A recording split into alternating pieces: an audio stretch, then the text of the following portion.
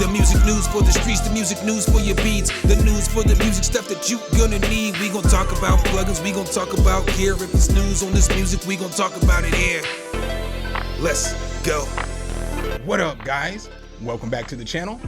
It's your guy. Something. Hit the keys.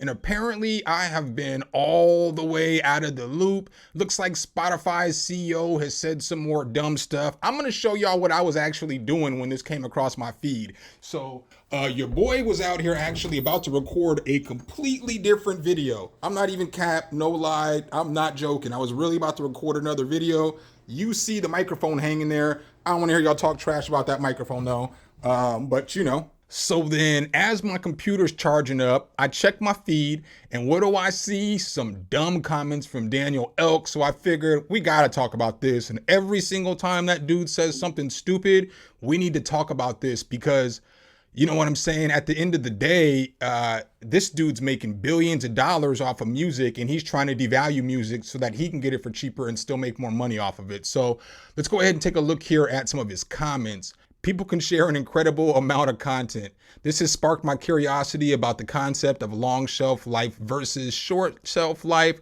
While much of what we see and hear quickly becomes obsolete, there are timeless ideas or even pieces of music that can remain relevant for decades, even centuries. Look, there's a whole lot to unpack in this statement. But when you say things like with the cost of creating content being close to zero, that's how you know you're not a musician. So all of us know he's not a musician because obviously time is money. You spend a long time learning how to make music. A lot of people take lessons, whether it's pianos, drums, singing lessons, flutes, guitars, whatever the case is. And then you're not gonna just be good overnight. Like nobody picked up a guitar and was just great at playing the guitar overnight. So you spend all that time, all that effort becoming a professional in your craft. No different than a professional basketball player, professional soccer player, whatever the case is, they spend all the time with their craft and at the end of the day, it all should pay off. And so that's frustrating right there. And then when you're saying that the cost of creating content is almost zero, bro, I'm not trying to flex. Nothing I'm about to say here is a flex, but when you're coming at somebody talking about it doesn't cost any money to make content, my camera costs $1,000. The lens on the camera costs $500. This microphone's $1,200. My interface is $1,500. My computer is $2,000. My monitors are $2,000. They're $1,000 each. Then I got all this back here. Now, granted, I know that you don't need all that. And I get that maybe for some people that is overkill, but some people need all that to create music, or the people who are just doing more, trying to get more of an advanced sound or just do a whole lot. But then I'm not taking a shot at anybody because then there's people who are using plugins. I use plugins all the time. I use plugins more than I use my analog gear because it's easier and I do a lot of demonstrations. So you guys see what I do. But just think, you know, everybody's paid for a ton of plugins like Omnisphere and Effects Collection by Arturia or whatever it is that you got. You spend all that money on your tools, you know, on your camera, learning how to edit your stuff, whether you have to buy like your software. So if you're doing a different kind of content, he just said content in general, but I'm taking it from the music perspective because he is the person that runs Spotify. And so what's frustrating is that I've talked about this before and I'll say it again. This dude illegally started Spotify. He pirated a bunch of music, did all this stuff to create his system, which is against the law, which was a felony. Some people were getting popped for Napster and LimeWire and stuff like that back in the day. Again, I've talked about all this stuff in the past. I'll try to link a video if I remember. But this is the same guy who basically became a billionaire by doing a bunch of illegal stuff, which is wild because again, when we take a look here at his net worth today is 4.8 billion by Forbes. I get that that's not all his cash, but still that's his net worth. So that's crazy net worth for somebody who didn't have any net worth, who doesn't make music, who gives people 0.0003 cents or 5 cents per stream, and doesn't want to pay artists who have to pay a distribution company, which is another thing that you have to pay for. You have to pay a distribution company to distribute your money onto their platform, and then they get some of that money from the distribution company. So it's like, you know, we're giving you money and you don't want to give us our money back in return. And so then if you want to go a step further, yes, you have equipment. So, you know, you could spend up towards of 20, 30, 40, 50, $60,000 for equipment.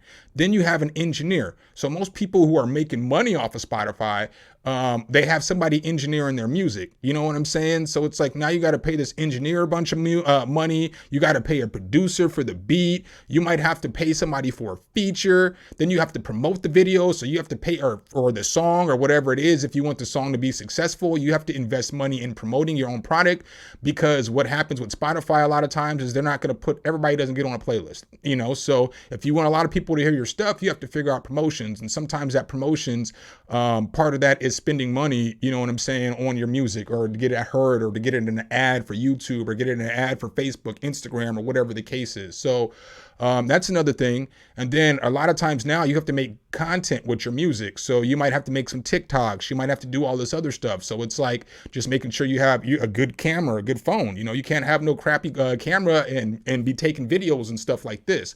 So yeah, maybe if your net worth is like $4.8 billion, okay, yeah, that's not much of a cost for content.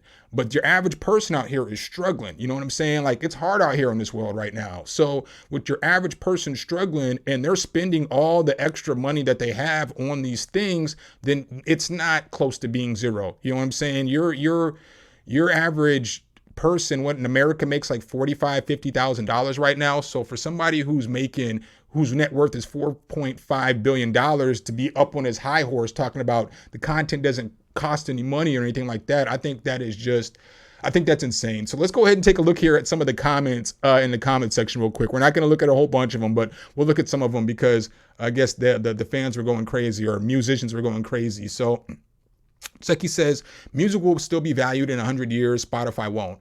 It will only be remembered as a bad example of a parasitic tool for extracting value from other people's music or content, like some grifters would call it. Bro, that's all Spotify is this dude's a grifter, man. Like, he figured out a way to be a middleman in between artists selling albums and people streaming music and artists not getting paid anymore. Bro, this was one of the greatest grifts of all time. This Apple Music, iTunes, all that. Well, iTunes, you buy music, but like Apple Music and this, if you don't have to pay for people's music, that's the greatest grift of all time, dude. You know what I'm saying? Greatest grift of all time. And then you become a billionaire off of other people's music. Great grift. Your short-sightedness and financial tunnel vision are showing the cost of creating quality content is not, never has been, or never will be zero. The cost is every penny, moment of time, and ounce of sweat the content creator spent learning and improving their skills.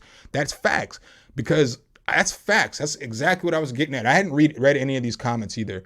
All right, I'm gonna just stop it there, because as I was scrolling down through the thing, there's just a bunch of content that I absolutely cannot show on my YouTube channel, mess around and get kicked off the platform. But I guess you guys get where I'm going at with this. I just wanted to make a short little video real quick because we all need to talk about this. Every content creator needs to talk about this. Every time this idiot says something to insult us, our craft, what we do, to take money out of our pocket, to put it in his and all his friends' pockets, we need to speak up. You know, we need to speak up. I don't have the answers. I don't have the solutions on what a better platform is than Spotify. I don't have the solutions to what we're going to do next. I'm not a coder. I can't create it. But we got to figure it out, man. We got to figure it out. And it needs to be ASAP, because Spotify literally tells us every single day they don't care about none of the artists. They don't care about nothing but putting some money in their pocket. So that's what I got for you guys today. Make sure if you guys do like the content, though, you drop a whole elbow on that like button, hit subscribe and that notification bell. So every time we bring you guys a new video, you can be the first to see. Appreciate you guys' time as always, and I'll catch you in the next one. Peace.